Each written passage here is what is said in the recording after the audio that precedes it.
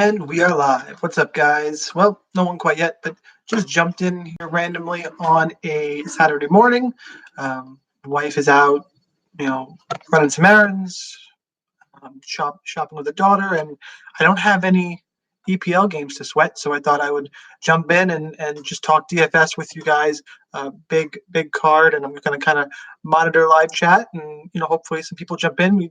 Saturday morning, just DFS conversation, whatever you guys want to talk about. What's up, Marlon?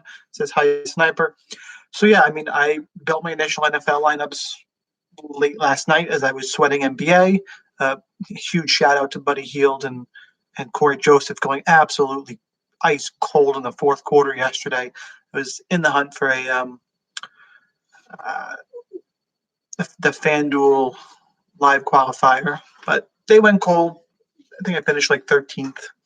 So what are you going to do there? But while I was doing that, I built my NFL lineup, so I feel pretty good there.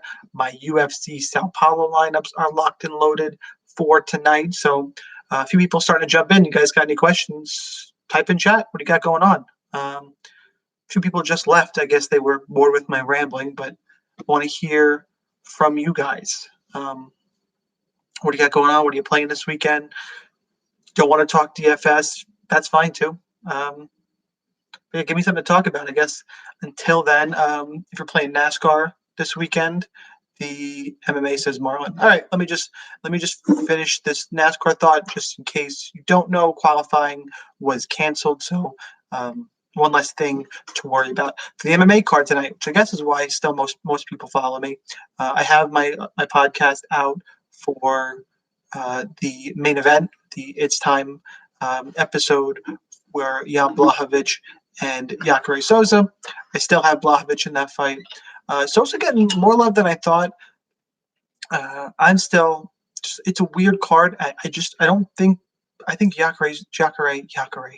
Wow, I'm tired. Jacare is just too small, quite frankly. Other places I'm going, I guess. I save a lot of this usually for DFS Army members, but I'll give some away here because I just like talking fights. Question. I don't want to mess up your name, man. Bufo on the beat.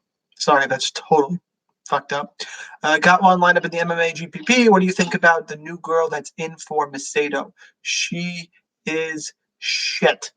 I watched a little bit last night. The only problem with her is she's aggressive, and so is Lipsky. So I think they're going to trade, and that bodes well for Lipsky. But she wants to clinch, and she could clinch her up and score low.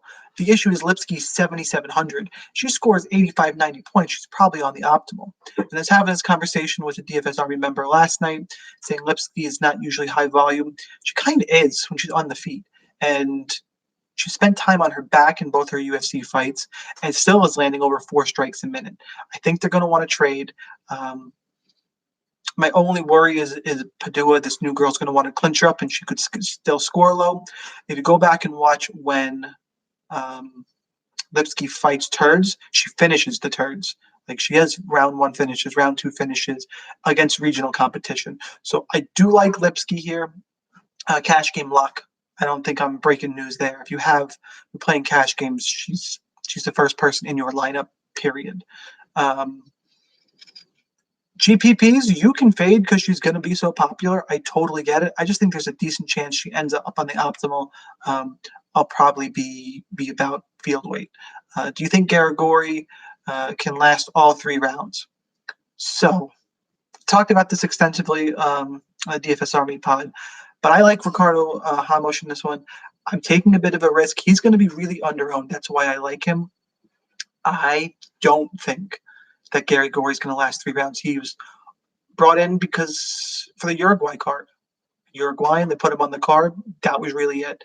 I think he is terrible. Ramos has not been high output, has not been a finisher in the UFC. I'm thinking this is his coming out party. I think he knows that. So a little bit of a risk. I think everyone's going to flock to Bronx. I'm tried last night to get both of them in a cash lineup. It gets interesting because then you probably have to sacrifice someone like Tracy Cortez. not the worst thing in the world because she's a UFC newcomer. So that was kind of my dilemma back and forth, where um, some of my decision making was. The other thing I want to talk about in this card is Henan Barao. Holy crap! I have to play this guy in 2019. Henan is just. I'll get back to my thought in Henan in 1 second. What percentage would you say is considered chalk in MMA? Depends on the card, but anything over 40% to me is chalky, quite honestly, and everything above 60% is just mega chalk. Um, Back to Henan, yeah, it's the ghost of Henan Morales. Lost 6 of 7, but Douglas Silva and Andrade is older than him, which is just crazy. Maybe Morales' gas tank will be better. It's a lot of maybes, but 7,100 for a guy who went 32-1, it just doesn't feel right. Um, and I'm not sure Andrade is going to get a quick finish. And at 9,100, that's a ton on DraftKings. A ton. A few more people jumping in. Thanks, guys. Live chat, hit me with any questions, anything you want to talk about. Kind of talking MMA right now. It doesn't even have to be DraftKings. I know I put that in the title. I'd like to talk DFS, but anything you guys want to talk about on a Saturday morning, if I have a little bit of free time, hopefully another couple questions come in. Until then, I'll just tell you, hit up the new website for the podcast, the dfsexpress.com. Can you discuss RotoGrinders overlay tools for browsers on how to use to find optimal games to play? I see a lot of DFS Army coached with this tool embedded. I have those tools embedded. They are great tools from RotoGrinders. Can't hate on them. How I use them. So you want to look for contests with the least amount of margin. I mean, obviously look for overlay. That's just, if you see overlay, you can play the contest, but they fill in the last second, so make sure you're right up against the last second if you're looking for overlay. In terms of margin, so it's margin and the payout structure. So margin, the higher dollar contest you play, the better the margin is, just how it is. It's also, you get the rake is lower in head-to-heads and the high dollar double ups than they are for the mid-range double ups and the low dollar double ups. Just quick example: the $5 double up that has 23 that has a small number of people. It's for $5. It's 23 people. If you're playing $25, it's 22 people. So one less person. Like it's pretty simple math, and that doesn't sound like a lot, but percentage wise, it means everything. GPPs in that margin tool, a lot of people like my friend Sunsu, he wants 25% of the prize pool to first place. I don't like that. I just don't. I prefer 10, 15%. It's flatter, yes, but when you come in third, fourth, you don't get crushed. You can be one of those big GPPs. If you finish ninth or there's a big tie for first, you're not making a ton of money. So I like to look at that RotoGrinders app, tell me how flat everything is. The numbers are escaping me offhand. I want around 10 to 15% to first place. 20%'s okay. 25 is where things start getting really dicey for me, and I don't love the contest. And just I want things to be a little bit more spread out. So that's how I use the RotoGrinders overlay tools. I have a pretty set process, which I definitely recommend. Like when I go into an MMA slate, I know how much I'm going to play total, how much is cash, head-to-heads, tournaments generally, because the MMA tournaments are about the same. I know which ones I'm going to play every week. It's a matter of how much of the queues I'm going to chase. I'm max entering the $5 queue this week. I think it's 15 entries for $75. So I am doing that, which means I play a little bit less of the big GPP. I don't waste bankroll chasing too many of the GPPs. I like to focus on the cash games. I'm just curious, as far as NBA, what sites you use for your research or information. It seems all the coaches constantly do pretty well, but yet I was trying to learn. We can't just go off notes. Yes. So for NBA, I'm a smaller volume NBA player. I played pretty heavy last night for reasons. I just once or twice a year I tend to splurge in NBA. Last night was one of those nights, and I'll probably do it again. I won't play big in NBA again until Christmas time when they have all those big contests up. Sites that I use, I look at the notes up at DFS Army. I do look at them. I I look at projections. I trust our projections a lot. It's really the only two things I look at because I don't play a ton. I look at the raw projections and the coaches' notes. I want to see who they have as the biggest values, each of them, and just honestly, it comes down to start just building. I don't want to only use one or the other. So I'll find out what our optimal lineup is, and I'll look at it, and I'll look at notes and kind of compare, is there anybody I like, don't like. And just because somebody is in the optimal but not in the notes, or GPP playing the notes, doesn't mean they're not a play. You can play them in cash games. It's one person's opinion, and we have great coaches over there, but the projections I trust liked them for a reason. Let me dig into that a little bit more. And then if I have like one or two spots or something I'm not comfortable with at the very end when I'm building my lineup, then I'll look for notes, look for plays, and kind of whatever I've leaned on more heavily to build my lineup up until then, I'll go and okay, I need 4,500 left. Let's filter in the projection system who will by 4,500 or less, and who will score the most points.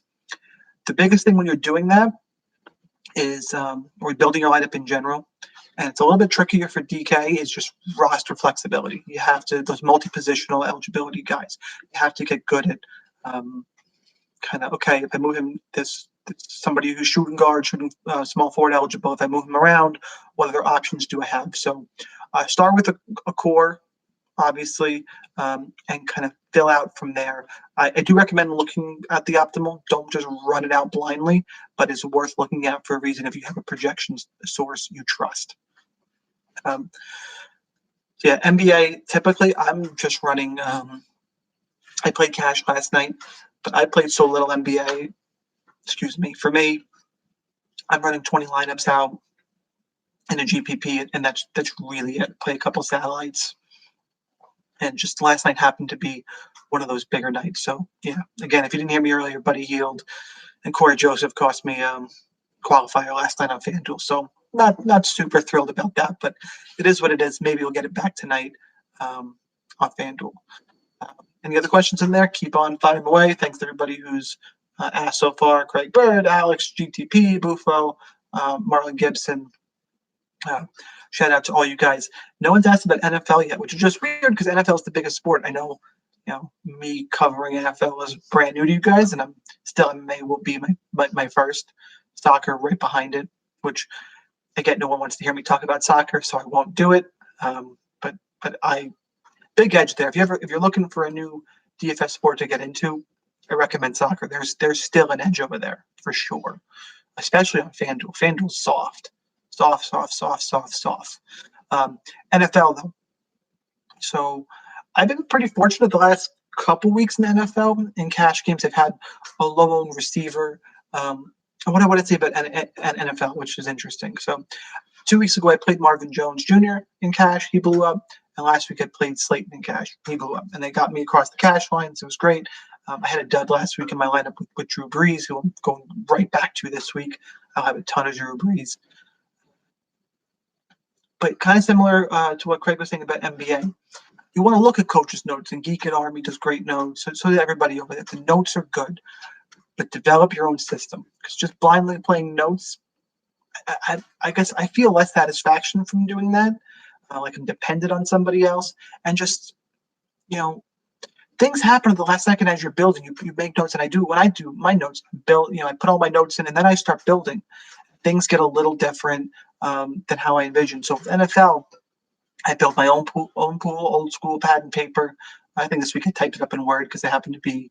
I just didn't have paper next to me, and I was listing them out. I'd kind of gone through them once for my podcast and didn't save the pad, so I wrote them out again on Word. But do your own list and then just start building. And it doesn't matter what the ownerships are. I mean, it kind of does. But if you have a strong feeling about somebody, like I didn't see Slayton anywhere last week, but for me, I mentioned him on the podcast. For me, I got Sterling Shepard out. I'm a Jets fan, so I know the secondary sucks. Gonna get tons of looks, and he's 4,200. Sounds great. Like I want to pay down at wide receiver typically. Now there is an exception this week. Michael Thomas, sign me up. Also the most expensive I've seen a receiver, but we have value this week. The chalk value of guys like Debo Samuel, Brian Hill, who I love. Gauge in that game. I'm giving out some of my casual lineup plays just because, but they're going to be chalky. In this case, I know I just said chalk doesn't really matter. I have some other plays that I like that aren't going to be chalk, but the value chalk is worth it to me. Josh Jacobs, I think, is chalk this week. I'm not super interested in because I want to pay up for guys, and he's not a pass catching back. I know Bengals are terrible, and he's probably going to shred him, but a little bit of a risk there. But you can't always just blindly eat chalk. And if you see someone who's a good play, or you think is a good play, who's not chalk, roll them out. Roll them out. It's your money, and touts, myself included, are here to help you and give their opinion. But if you have your own opinion, don't let our opinion. Sorry, I'm playing with my mic here, guys, trying to get this situated a little more. Don't let our opinion become yours. I mean, we shouldn't overrule you. Here to give advice. Going at this for like 16 minutes already, which is pretty good. I haven't had a question in a couple, but more people are joining in and watching. Guys, keep on firing away questions. I'll do this for a few more minutes unless I get a couple more questions, and I'll go back to MMA. I don't know if I finished my thought on Renan Barão, but I think I did. It just doesn't feel right playing him. The co-main event. I tweeted about this, so unless I get any questions, I'll do the co-main event. And I'll get the hell out of here. Holy fuck, this co-main event, and then holy fuck, this co-main event. Paul Craig and Mauricio Shogun Rua. Everyone loves to shit on Paul Craig. I get it. He literally, by the way, has never seen the judges' scorecards in his UFC career, so the fight's gonna finish. But Shogun is the second most expensive fighter. Shogun at this price, which is, hang on, bear with me. I'm going to toggle out real quick. Go to best fight odds. In 2019, Mauricio Shogun Rua is minus 280. That's ridiculous. Like, it's absolutely ridiculous. Is he that dangerous in the feet? I know Paul Craig can be knocked out, but you know, Tyson Pedro gassed out, and Mauricio put him away late. Then he got knocked out in the first round by Anthony Smith. Split decision winning against Corey Anderson was bullshit, and that was in 2016. Shogun is fought. This is his first fight in 2019. He's fought twice in 2018, which actually one more than I thought. Do you really trust Mauricio Shogun Rua at 9,300? And everybody loves to shit on Paul Craig. I think that Paul Craig is going to be under-owned in GPPs. Let's go. I know it's in Brazil. It's scary. But I'm going to get away from Shogun today. And if it burns me, it burns me. I think I have a little bit of Shogun, possibly. But I have more Paul Craig. And that's terrifying as a GPP play. But yeah, Shogun in 2019. Good luck. I think Paul Craig is tough enough. I don't think Shogun hits like, Khalil Roundtree, who deaded Paul Craig last time out. Like, he doesn't hit like one of those guys anymore. He just doesn't. He doesn't hit like Alonzo Menafield. MMA math, the whole Tyson Pedro thing, it's just a different fight. Paul Craig has got to get this fight to the ground. If he does, I think he's live there. I mean, Chael Sonnen submitted Shogun Rua. Obviously, I'm a Sonnen lover, but there's no way, and Craig is not Sonnen, but it's also years ago. It's just, the line is just wrong. And I said it other places, but, minus 280. Paul will tell me, you're going to burn Snipe. Okay. Here's the thing. In GPP, that's fine. Take chances. You go ahead and play a chalky Shogun Rua at his age. If it burns me, that's fine. Cool. Randy Brown. Yeah, I do like Randy Brown too. Worley is a notorious apple pie shitter.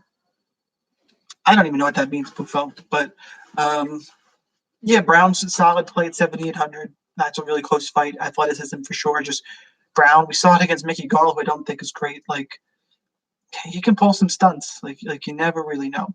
So I think he's hungover. Yep. Paul, that's nice. You start a channel, you give your own advice. Not hungover, not drinking. You're going to tell me that a chalky Shogun who is a place you want to go for it. And even if you end up being right, I'm going to stand behind the play, just how it is, because you gotta fade some chalk spots, and that feels like one to get away from. Um, he loses in sweet spots when he's supposed to win. Oh, okay. I've seen a lot of people pick Randy Brown, me being one of them. Do you think Muniz wins with short notice? I do. I'm picking him, but that fight, it's hard to trust either guy in that fight. Um, Great inside the distance prop on that fight. Both sides. I'm taking Muniz because he's the better wrestler on tape. I like his wrestling. I'm gonna assume he stayed in shape. Arroyo hits harder. Muniz is the better wrestler. Close fight, play both sides, but I do like him more. That one was from 23 Fames.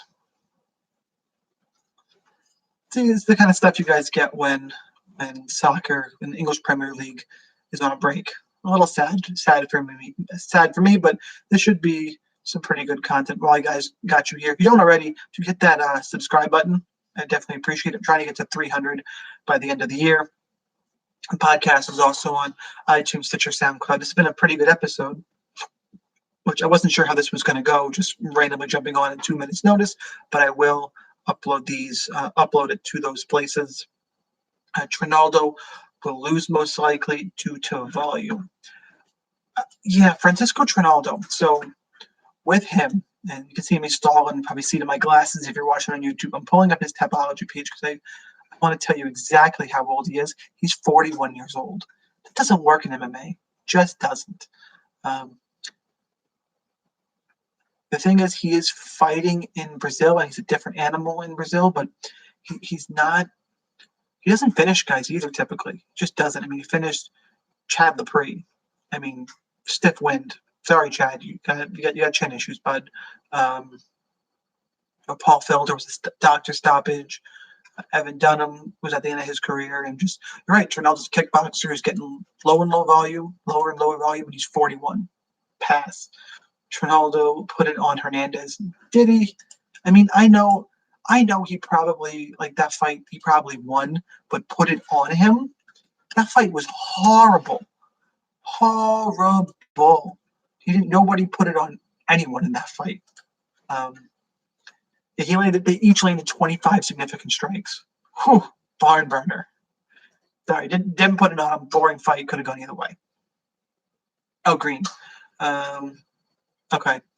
That makes more sense. Apologies then. Oh, no, wait. No, Trinaldo put it on Hernandez. I was right. Got a few comments coming in now. Yeah, like Bobby Green, went over that already. Yeah, it was an exaggeration, but he probably should have got the decision. Agree there. Still, terrible fight. Give us Perez fight thoughts. I like Perez's gimmick, the whole Joker thing. If you didn't see that on Twitter or wherever, go watch that video. I mean, got to get noticed. I like it more than Ion Cutelava's Hulk. If you didn't see it, Perez came out dressed like the Joker, did the whole clap, the chewing. It was interesting. What's interesting, Wellington Turman, the performance against Carl Roberson's got him as pick him in this fight. He's big odds value. This is a spot I'm going to get risky on again. I don't think Wellington Turman's any good. I could be wrong, and if I'm wrong, it's going to cost me a little bit of money. But he had a scrambling match and was able to take down Carl Roberson. I think Perez is bigger, has good enough takedown defense, creative striking. He's a little flashy, and what scares me, I wrote this in my notes for DFS Army, but he reminds me a little bit of Johnny Walker and Michel Pereira in that they're flashy. But the thing, he's flashy, and with that, though, both those guys we just saw get viciously knocked out. I don't think Turman's going to do that. I think Perez is more athletic here. I think it's going to serve him well enough. I'm a little worried about his ceiling, but what interests me is that nobody is going to have him with this reverse odds value. It's 8,600, and he's a pick'em at minus 110. He's going to be really low owned. So I like that for GPPs. You touch on Krause. definitely it's a GPP fight, sneaky on both sides. I didn't. That's just weird because James Krause has come out of nowhere recently, looking better than he has in a while. The Joker gimmick is making me bet him. Is that a bad thing? Yes. Gimmicks should not make you bet someone. It can make you want to watch him, but it should not make you want to bet on someone. But I enjoy it too. Depends how much you're betting. A little bit here or there, sure. Speaking of betting, the live betting when I was in Jersey the other week was great. I live in New York. I can't wait for the live betting to come back in New York. I took my funds out of 5 Dimes. Yeah, I am a better DFS player than gambler, so I kind of tailed away that way. But the live betting was helpful. And I like having all my money in one place. So having the DraftKings Sportsbook was great. So if anybody here's got any pull, I'm sure no one does, but I can't wait for sports betting, mobile sports betting, or sports betting in general to become legal in New York State. Lags behind terrible. And for your fight fans, the New York State Athletic Commission sucks. Holy shit. What a joke the commission is. If you're in New Jersey, enjoy that. Enjoy the live betting. Lulico Perez is going to get grinded for 3 rounds, I think. He accepts bottom position, throws subs from bottom. Not that smart. I will agree he's got poor fight IQ. Not a terrible kid. Not a terrible breakdown at all. I don't think tournament's that good, but that could happen.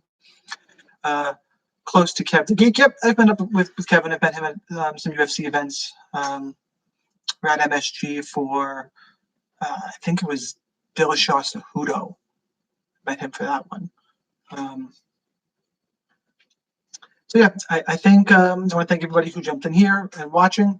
Again, I won't bore you with all the details. Watch, comment, subscribe, though. Definitely subscribe. Like I said, would like to get to 300 by the end of the year. Thanks for everybody that. Go to dfsarmy.com. Use the code SNIPER for 20% off if you're not a VIP member. Hope you enjoyed this AMA. Again, a big shout out to everybody in chat.